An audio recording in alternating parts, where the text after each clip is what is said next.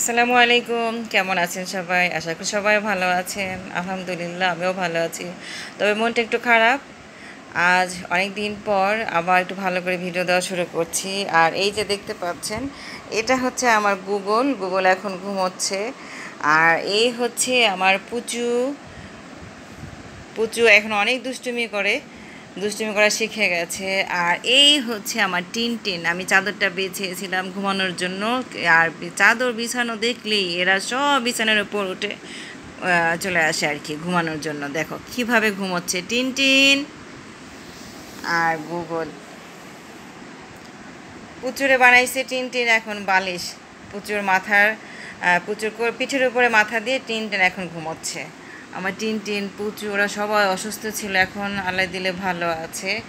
আর এর মধ্যে ঈদের আগের দিন আমার টমটম নাফার দেশে চলে গেল, আসলে ভুল চিকিৎসার জন্য।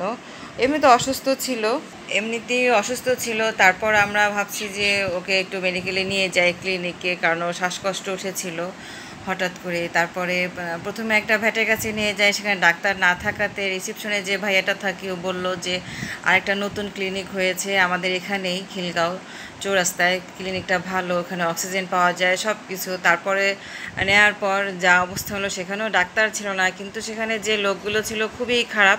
ওরা টাকার জন্য সিলিন্ডারে অক্সিজেন ছিল না, তারপরও সেই সিলিন্ডারটা আমার বাচ্চার মুখে লাগিয়ে দিল। আমাদের বলল যেটা ধরে রাখেন, আমি আসছি, এই কথা বলে ওরা চলে গেলো। তো আমরা ভাবছিলাম যে সিলিন্ডারে অক্সিজেন ছিল। তো কিছুক্ষণ পর দেখলাম যে অক্সিজেন অফ হয়ে গেছে। আর আমার বাচ্চাটা মানে চুপচাপ হয়ে গেল, খুব ছটফট করতেছিল, মানে ওর অবস্থা এতটা খারাপ হয়েছে। তারপর দেখে আমরা অবাক হয়ে যাই। আর তখন অক্সিজেন প্রয়োজন ছিল, কিন্তু অক্সিজেন ছিল না। ওরা 1 ঘন্টায় 200 টাকা নিবে বলে ওরা টাইমটাই দেখলো, কিন্তু আমার বাচ্চাটার অবস্থা এতটা খারাপ হয়ে গেল। শেষ পর্যন্ত আর কি আমরা আমার বাচ্চাটাকে নিয়ে বাসায় চলে আসলাম, এবং রাস্তায় আসার পথেই আমার টমটম চলে গেল। এমন খারাপ অবস্থা হলো যে ওকে একটু শেষ সময়ে মুখে পানিও দিতে পারি নাই। আর রাস্তায়ও প্রচুর জ্যাম ছিল, এতটা মানে খারাপ অবস্থা এর আগে কখনো হয় নাই। কিন্তু টম আমার অনেক আদরের বিড়াল ছিল, তারপরও কিছু করার নেই, ভাগ্যে হয়তো এটাই ছিল। তো খুব খারাপ লেগেছে, কিন্তু কি করব, আর কারো বিরুদ্ধে কিছু বলার নেই, কারণ তাদের তো কথা রেডিই থাকে।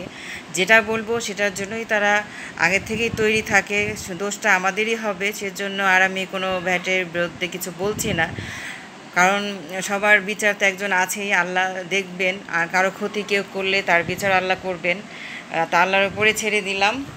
কারণ আমরা তো বিড়াল পালি, হয়তো অনেকের কাছে এটা একটা সামান্য ব্যাপার, কিন্তু আমাদের এটা সামান্য ব্যাপার না, যেহেতু ওরা আমাদের সন্তানের মতো। আজ 3টা বছর আমি আমার টমকে পালছি, কোলে নিচে আদর করছি, সবসময় কাছে ছিল। আর ওরাই ছিল আমার প্রথম বিড়াল, কারণ আমি যে পালি ওইগুলো আর কি। তো কিছুদিন আগে গেল আমার কোকো, আর এখন গেল আমার টম। আর এগুলো হচ্ছে আমার নতুন, কিন্তু ওরাও আমার খুব লক্ষ্মী, আমার আদরের। তো সবাই তো ছেড়ে চলে যেতে পারে, কিন্তু আমি পারি না, কারণ আমি ওদেরকে নিয়ে এসেছি আমার ঘরে, যত কষ্টই হোক আমি ওদেরকে রাখি। আর এখন পর্যন্ত কাউকে বলি নাই যে আমার এই বাচ্চাদের খাওয়ার জন্য কেউ হেল্প করেন। আমি জানি এগুলো কেউ করবেও না, আর নানান কথা শোনাবে, কারণ মানুষের কাজ হচ্ছে কথা শোনানো, কিছু বলতে পারলেই ওরা বাঁচে, এরকম। তো একটা করে এখন আমার 17টা বিড়াল হয়েছে, বাহিরে 3টা বিড়াল নিয়ে। তো এর মাঝে তো আমার টম কোকো চলে গেল। তো সবাই দোয়া রাখবেন যেন বাকি বাচ্চাগুলো আমার ভালো থাকে, সবাই সুস্থ থাকে। আপনাদেরও জন্য রইল অনেক অনেক ভালোবাসা, যারা আমার সাথে এতদিন ধরে আছেন, আমার ফেসবুকে ফলোয়ার হিসাবে, ফ্রেন্ড হিসাবে। আর যারা পছন্দ করেন না, তার তো কিছু বলার নাই, কিন্তু সাথে থাকেন, হয়তো একটা সময় আপনাদের ভালো লেগে যাবে। আজ এই পর্যন্তই, আশা করি সবাই ভালো থাকবেন আর আমার পেজের সাথে থাকবেন। আজ এই পর্যন্তই, আল্লাহ হাফেজ এবং ঈদ মোবারক।